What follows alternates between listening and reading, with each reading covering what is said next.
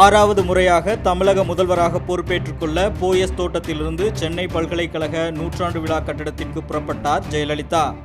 முதல்வரின் வாகனம் செல்லும் வழியெங்கும் ஆயிரக்கணக்கான தொண்டர்கள் குவிந்து மலர் தூவி வரவேற்றனர். சுமார் 11:30 மணி அளவில் பல்கலைக்கழக நூற்றாண்டு விழா கட்டிடத்தை வந்தடைந்த ஜெயலலிதாவை ஆளுநர் ரோசய்யா வரவேற்றார்.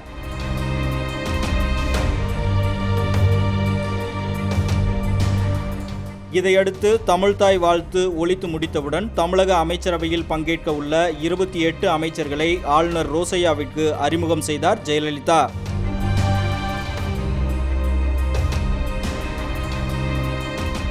அறிமுக நிகழ்வு முடிந்தவுடன் ஆளுநர் முன்பு ஜெயலலிதா தமிழக முதல்வராக பொறுப்பேற்றுக் கொண்டார். ஜெயலலிதா என்னும் நான்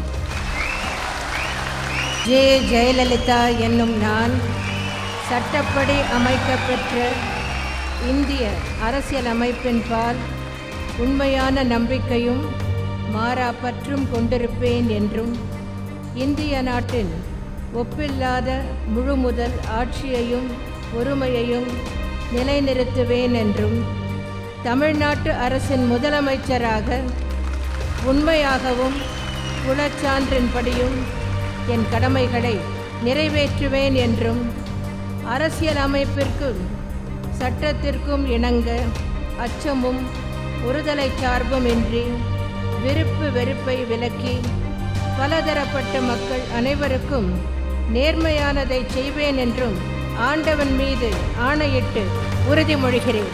ஜெயலலிதா என்னும் நான் ஜெயலலிதா என்னும் நான் தமிழ்நாட்டு அரசின் முதலமைச்சர் என்ற முறையில் எனது கவனத்துக்குள்ளாவதும் தெரிய வருவதுமான எந்த பொருளையும் முதலமைச்சரின் கடமைகளை உரியவாறு நிறைவேற்ற தேவையான அளவுக்கன்றி ஒருவரிடமோ பலரிடமோ நேர்முகமாகவோ மறைமுகமாகவோ அறிவிக்கவோ வெளிப்படுத்தவோ மாட்டேன் என்று ஆண்டவன் மீது ஆணையிட்டு உறுதிமொழிகிறேன்.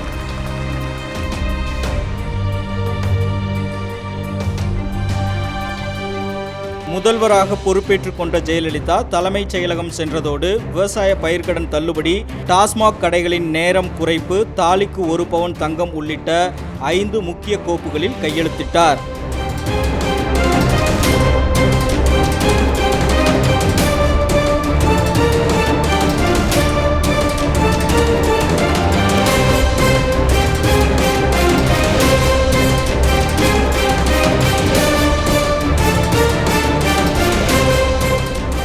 ரெட்பிக்ஸ் செய்திக்குழு, ரெட்பிக்ஸ் நியூஸ்.